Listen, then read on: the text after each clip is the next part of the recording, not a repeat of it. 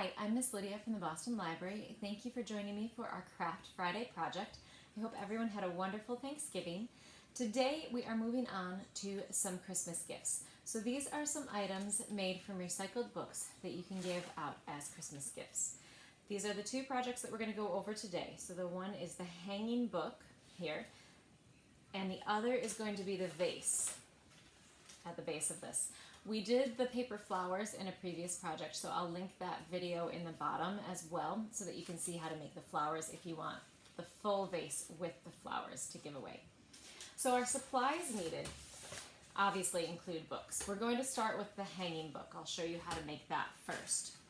So I'm going to be taking a medium-sized book. You can use anything that you have on hand that you're no longer interested in reading. We take damaged books, things that are missing covers, missing pages, items like that, and use those for these types of projects. So you need a book to start, and then it's helpful if you have a cutting board or a cutting mat that you can use and an exacto knife.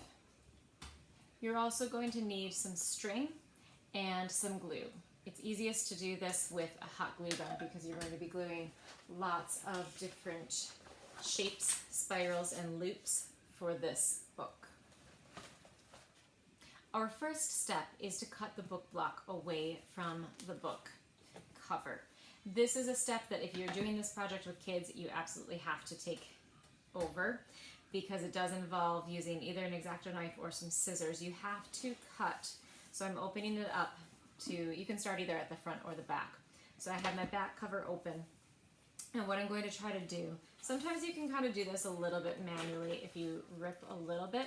You want to cut between these two layers. So if you see there's a bit of a loop there, and what I'm going to try to do is slice right down along here, but not cut into my back cover. So that's a little tricky, you gotta watch your angle. If you start up at the top and you don't cut too deep, here you can see I'm slicing in between the book block and the back cover, and I'm trying very hard not to catch any of this back cover and not to cut all the way through that. So then I'm going to just work my way down carefully, separating that.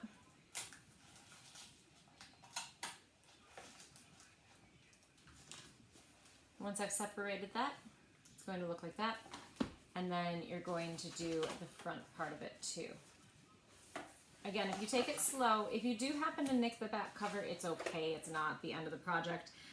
It's just easier. It'll be stronger structurally if you don't weaken that back. So if you just make some short cuts into it until you kind of have an idea of exactly where you're cutting, that way you won't do any damage to it. Depending on your book structure, once you get the back cover separated, you can sometimes pull it all the way over and separate it out this way, and then just slice down the front.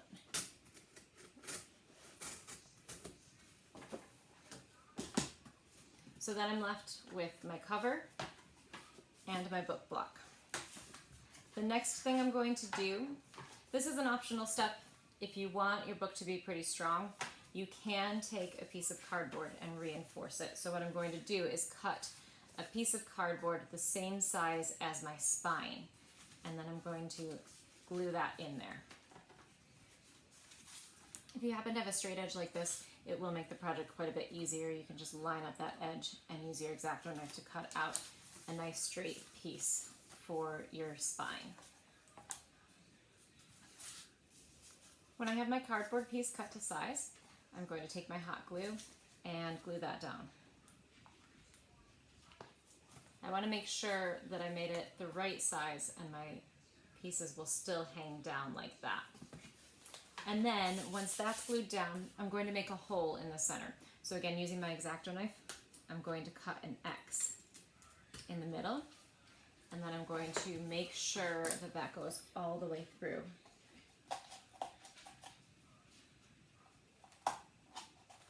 One thing to keep in mind while you're doing this project is that it's okay if your cover is not really pretty. You can use any kind of decorative paper. You can place that on the inside pieces or over the cover, whatever you want to use to cover that up and make it look nice. This one I was lucky with because it actually has maps on the inside, so I liked those end pages and I left them.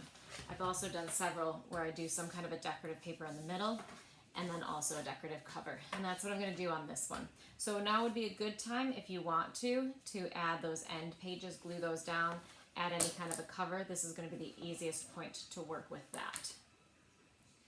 I've taken some matte paper and covered both the inside and outside of my book, and then I'm going to take my string and I'm going to feed a piece up through. And then what you want to do is make sure that you leave enough that you can tie a loop on it. So you're going to be feeding up through and then leaving some extra here. So I fed a single piece of string all the way up through, and then I'm feeding it back through so that I end up with a loop here. And then once I've got that, I can cut my string and then I'm going to tie it securely on this side.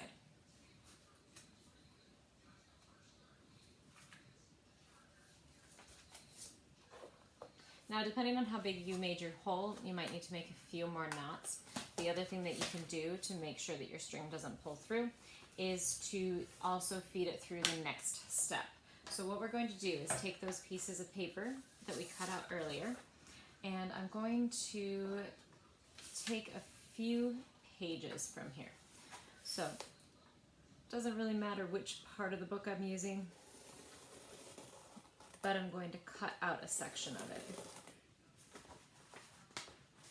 If you can get it so that you've got probably 5 to 7 sheets, that's a good start. And then that's where I'm actually going to create the base for the rest of my book. So now, pulling that up tight, I'm going to cut another small hole in the center of these.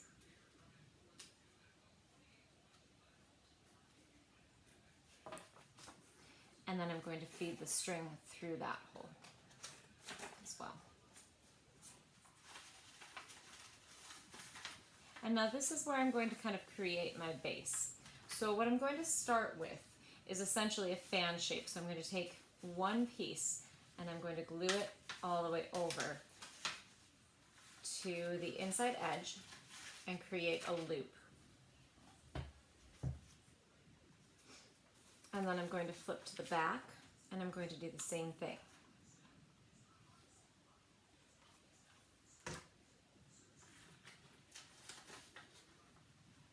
So you can see I have 2 loops on either end there. And then with whatever sheets that I have in the middle, I'm also going to create that loop.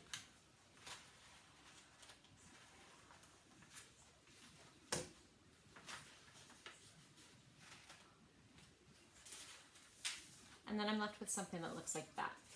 So you can kind of start to imagine how it's going to look. That's the trickiest part of putting this book together. Once you get it to this stage, it's really very free form.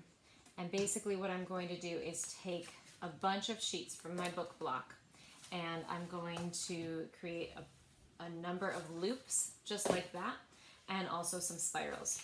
And then I'm going to build off of that. So it's helpful, I found it's easiest if you glue a lot of loops separately and then add them in. So taking all of these pages out, you can glue loops exactly like we did for that, where you're just bringing the edges together. Now your inside edge doesn't matter too much because that's going to be covered up. So my first loop option is to go edge to edge.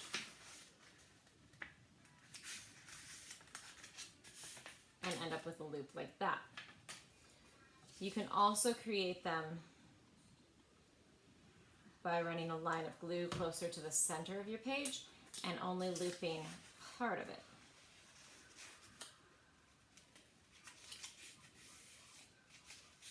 And that kind of creates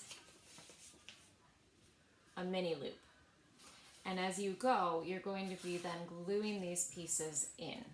So as I'm making loops, I'm gluing them in. And you can see how a variety of shapes, so some of the ones that are edge to edge, and some of the smaller ones, you start to create a very free-form hanging. The other option that you have is to do a full spiral.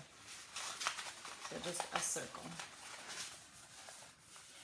And you can make these, again, any size that you want. So I roll it up in a tube, run a line of glue along the edge, and then just roll it into that glue. And then I have a tube, and that can also be glued in at any stage, just like that. So my advice would be to make a whole stack of different shapes like this, and then start piecing it together. So do at least 15 to 20 of those. The biggest thing you want to watch as you're making your loops and your spirals is that your edges stay straight. So here, you don't want an edge that looks like that. The whole thing will get off center as you build it. So make sure whatever this top edge looks like, that this end is lined up.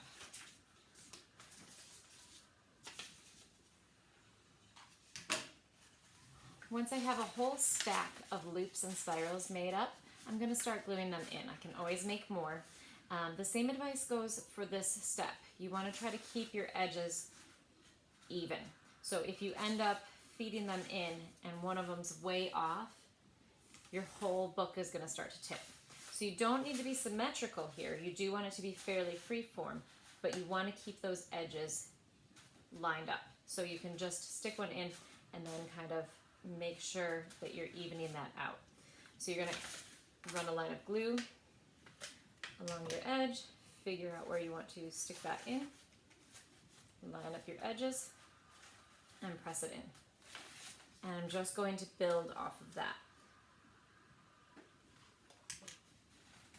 If you're anything like me, the other thing that you might want to keep in mind is that as you're feeding this in, try to keep your text all lined up.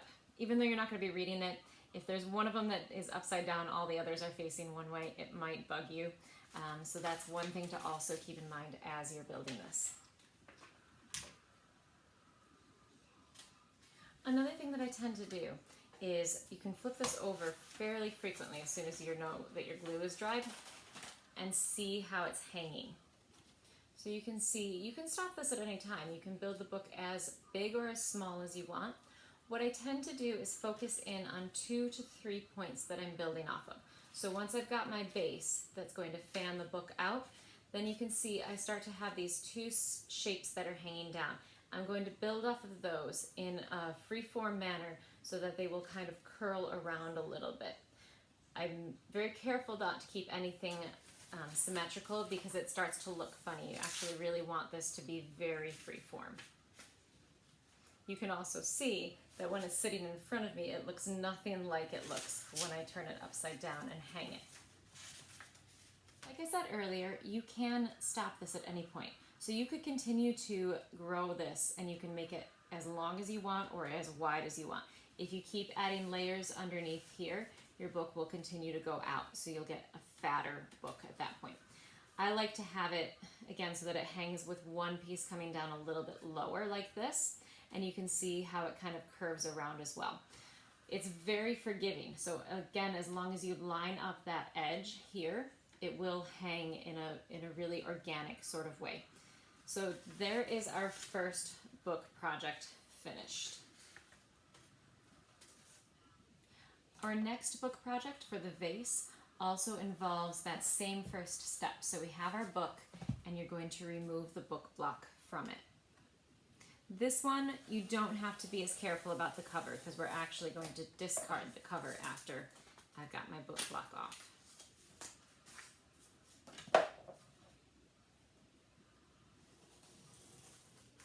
In this case, you might even be able to just rip that cover off. Once I have my book block off, if you have heavy cardboard or anything stuck to it, you want to try to remove that as well. So as much as you can, kind of cut that excess off around the edges. However, you don't want to cut too far in because you do want your pages to stay bound at the base. What we're going to end up doing is creating a template and then cutting out all of our pages so that they will fan around into a vase shape. Once I have my book block separated, I'm going to set that aside and I'm going to create my template. So with this, you're going to think about what a half of a vase looks like. You can print off a template for this, or you can just kind of freeform it. Make sure you don't make your cut too complicated, because you are going to be not individually, but almost individually cutting out each one of these sheets.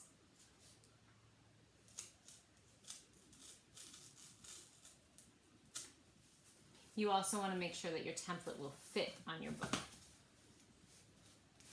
and that you have a flat base. Your template is very important. It's tempting to cut out your first couple of pieces and then just continue using those pieces as your template. But what will happen is your vase will gradually get larger, and by the time you get to the end and you try to flip it back around, those pieces are not going to match up at all. So the template is to keep that the same size. So I'm going to line that right up with my edge, and then I'm going to use my exacto knife